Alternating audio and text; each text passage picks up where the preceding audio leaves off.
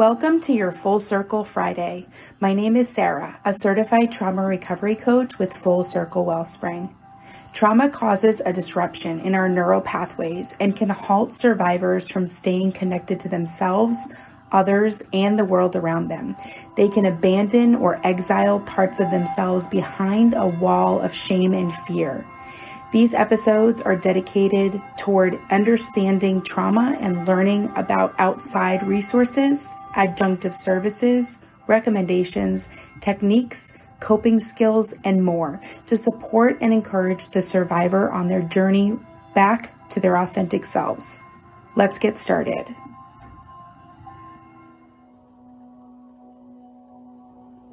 Today's topic is exposure therapy. Exposure therapy is a type of behavioral therapy used to help people with fears and anxieties confront them in a safe setting through specific techniques aimed at reducing avoidance. The concept of exposure therapy started many decades ago and therefore has evolved a bit over time as we learn more and more about human behavior and the brain. Those who suffer from phobias, fears, OCD, panic attacks, PTSD, general or social anxiety, and general distress may find help with someone trained in utilizing exposure therapy as an intervention. The main ways exposure therapy is thought to be helpful is habituation, repeating exposure to decrease fears over time. Emotional processing, exploring why you have the phobia or anxiety surrounding the object or place or person and learning about it to shift your belief about it. Self-efficacy, learning that you are capable of facing your own fears. And extinction, unlearning fearful or anxiety-inducing associations that have developed surrounding the phobia or anxiety by exposing your brain to it while in a safe environment. The various techniques or strategies that are used are in vivo exposure, facing the fear directly head-on. Virtual reality exposure, using VR to face a fear indirectly. Interoceptive exposure, bringing on feared physical sensations to show your mind that they are harmless. And imaginal exposure, walking through a vivid visualization of the feared object, person, place, or activity. The pacing of your exposure is specific to the condition and to the client. To decide this, the therapist and client design a fear hierarchy, listing out all the fears and anxieties and then grading them on a scale of severity. The pace may be graded, beginning with the mildest to the most difficult fears. Flooding, starting with the most extreme fear or anxiety, especially if it's hindering you from normal day-to-day life. And systematic desensitization, combining relaxation techniques such as breathing and meditation with the exposure to help your system stay more calm. From what I read, exposure therapy can be quite difficult and very uncomfortable. Clients of this type of modality should be aware that this takes time, first to build safety with the therapist and the environment, and then to achieve the goals of the therapy. You must have a safe and highly supported space with your therapist so that this works best. Your brain needs to feel secure and calm before and after it gets exposed to what it fears.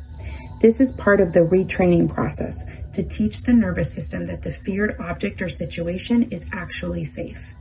You should also note that the activity or situation cannot be perfectly mocked in the therapist's office, so the real-life fearful situation or association will feel and seem different. Repeated exposures clinically must build a solid foundation of safety for when you do encounter your fear in real life. I do not personally use exposure therapy as it doesn't fit my symptoms and conditions, so please consult a trained professional. As a personal aside, and I know I mentioned this in a lot of episodes, but I have to share something coming from my heart. I'm speaking about this as a type of modality to bring awareness and education. However, I truly don't know how I feel about this therapy. So I'm just going to add in my 2 cents here, because I know from IFS that fears and phobias and anxieties are just really strong protectors. And if you haven't listened to that episode called IFS, Internal Family Systems, you really should.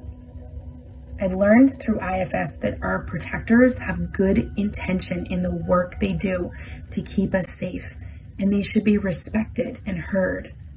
Through working with protectors and listening to what they're protecting you from, you can gain insight into the actual deep healing of the wounds, the traumas, the exiles, and the inner children that the protectors are trying to keep you safe from. Listen, I'm not a therapist, so please just take my words for what they are. I just felt led to add this to this episode. Going into your inner realm and listening to what your fears have to say with an IFS informed or an IFS trained coach or therapist may be more long-term and true healing as an option. I don't say this just because I happen to be an IFS informed coach. I say this because I've seen authentic healing and change from deep within myself via this modality and with my clients as they navigate what their protectors' rules are and why. Perhaps this is similar to the emotional processing technique of exposure therapy, so feel free to explore more on your own with your support team. In conclusion, please do your research for yourself before exploring any modality on this podcast, and that's including IFS. If you have questions or you would like to try some sessions of IFS, please feel free to reach out. Also, if you'd like help finding an exposure modality qualified therapist, I'd love to help you resource yourself. Robert Frost said, "The only way out is through." I take that to mean walking through your inner being and healing the hurt, whether that means self-therapy, exposure therapy, inner child healing, or whatever modality you choose. Dan Millman said, "You don't have to control your thoughts, you just have to stop letting them control you." So while exposure therapy may do that, so will self-leadership in the IFS model. And I'll leave you with that. Be well and keep on keeping on, survivors. You are amazing. Thank you for joining me for today's episode of Trauma Survivorhood. This has been written and created by your host, Sara, a trauma recovery coach. For more info about me, trauma recovery resources, or to check out our support groups, classes, free survivor circles, private coaching, and more, visit www.fullcirclewellspring.com. Schedule a complimentary 20-minute discovery call to see if coaching is right for you. For the latest info on schedules and updates, follow us on Facebook at Full Circle Wellspring. All other media, social links, blogs, and show notes are posted in the episode guide below. Until next time, be well, survivors.